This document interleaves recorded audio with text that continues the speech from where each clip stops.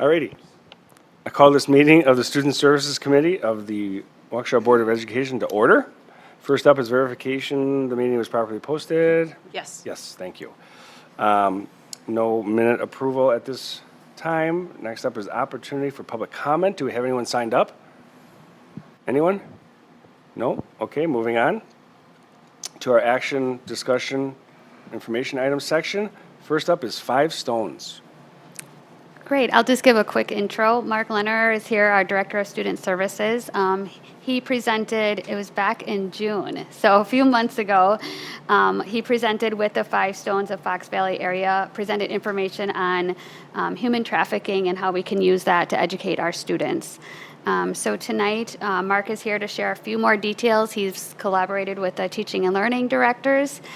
So he's here to add more to the conversation and for consideration of approval moving forward. Thank you. So 5 Stones would like to come to do the Innocence Sold presentations. The goal would be to begin this for this school year at the 7th grade level. Which is typical for what they have done for other districts in the past. The presentations and accompanying materials would be provided at no cost to the district. They currently have 4 trainers who are prepared to do the presentations. All 4 trainers have gone through our background check process. All of them are former educators or social workers, so they many of them retired. This is their passion in retirement. To spread the word about human trafficking and how students can avoid that. And so the goal would be to start in November of 2023 so as not to conflict against any school district or statewide testing. And to complete the work in one of the core classes at the middle school. The reason that we need to use a core class is the program itself is about an hour with 10 minutes set aside for a Q&A from students. So they need about a 70-minute period, and the only block time that we have during the day would be during a core class. We will work to mitigate that somewhat by rotating the core class every year as we go through the process so as not to impact one core class year over year. As a former English teacher where there was a lot of interruptions, I sympathize with that. So yes, so the goal is November 2023. Parents would be notified in advance of the training so that if they chose to opt out, they would be able to do that.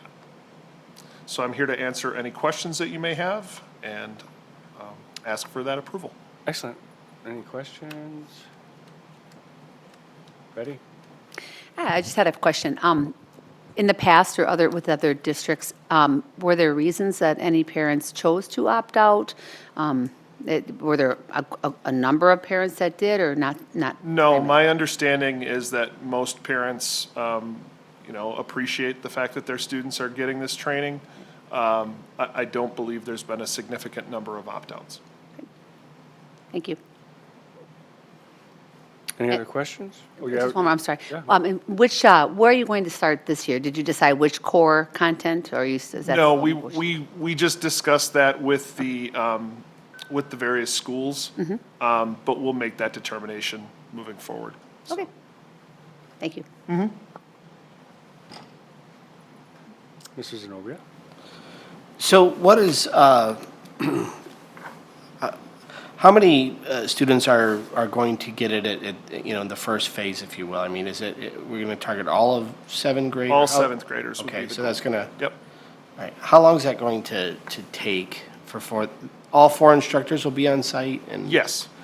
So I think the goal would be to complete each school in about 2 days, a day and a half, and then to rotate through the 4 buildings, including STEM.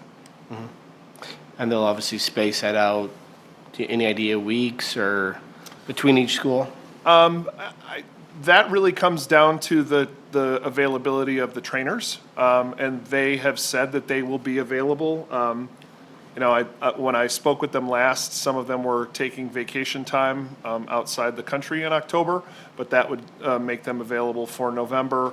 And then if necessary, we can go into second semester as well. But I think the goal would be to have this done prior to the winter break. Okay. Thank you. Excellent. Anything else? If there's any type of follow-up, necessary or needed, if a student feels they'd like to talk with someone, where will they be directed at that point? The trainers have all made contact with our student services department. Our student services department is actually what started this. The Five Stones came to speak to them last January at our Winter Institute. So they have all had the training. They've all seen what the students will see. And so, yes, students would be directed to a member of the student services team if they were to have any further questions.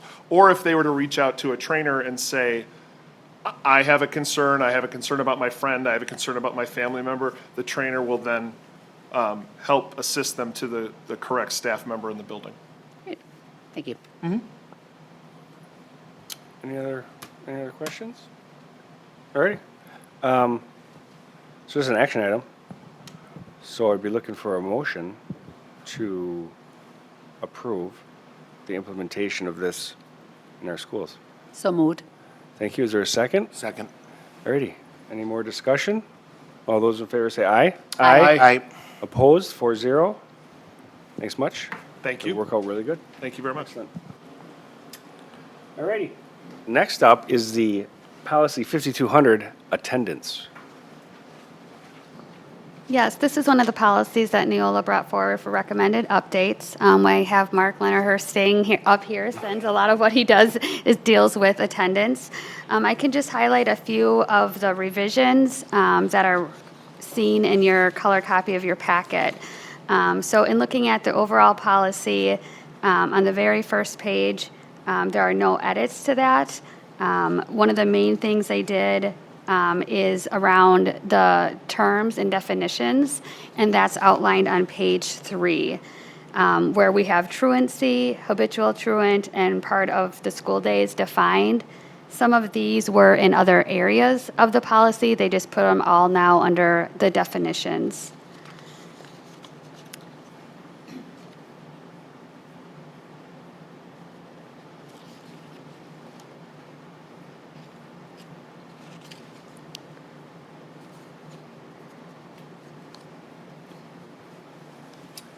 Alrighty.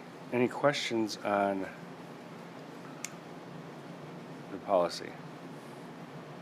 Mr. Watt? Yeah, so I often ask myself as I'm reviewing policy changes, what's the problem we're trying to fix? What specifically will these changes either clarify or strengthen, or what problem do we have or anticipate that would drive these changes?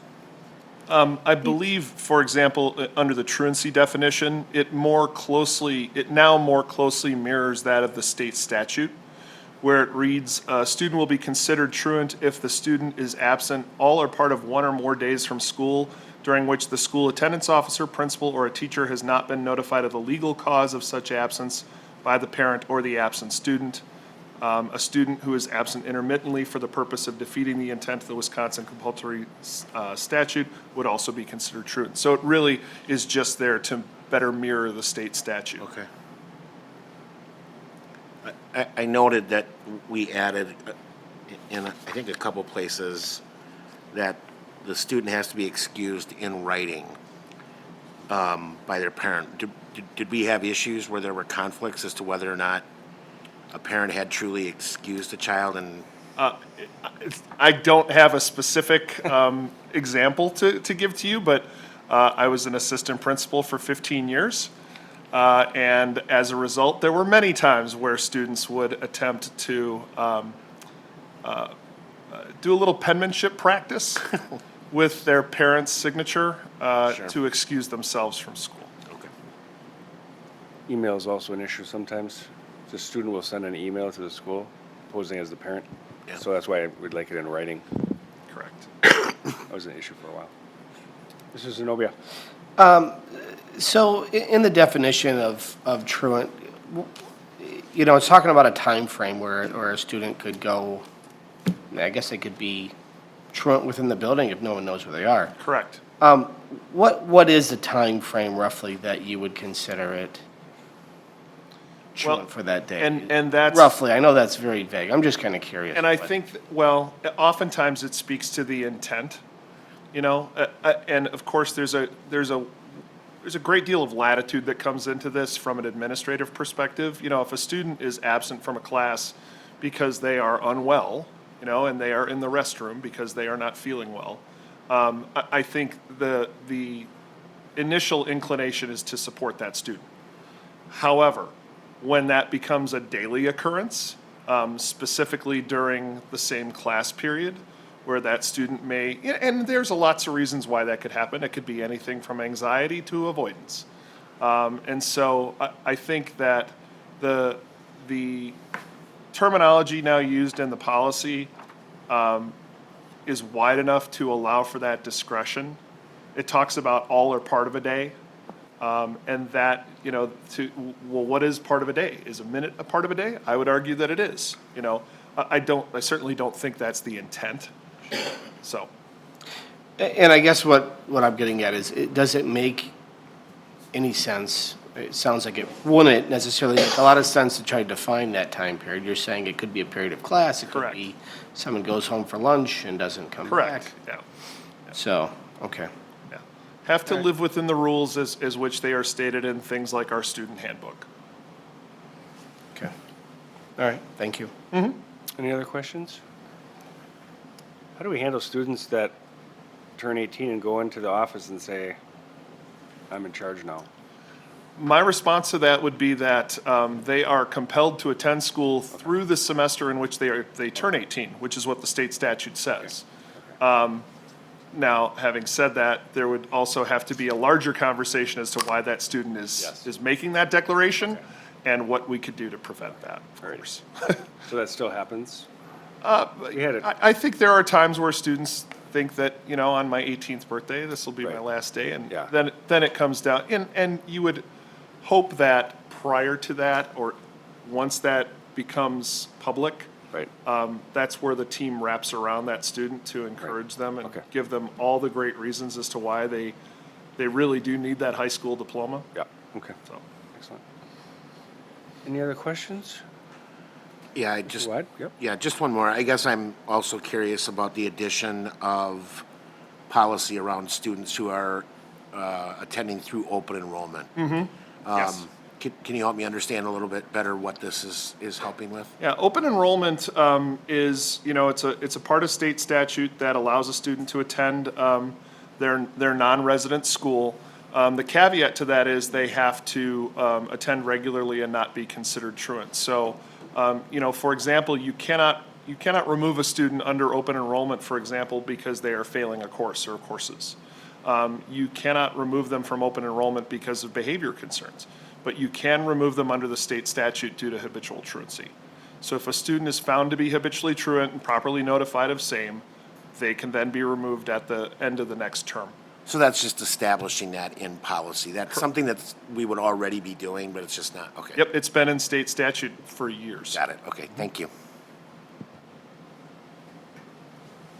All right, any other questions relating to policy 5200, attendance?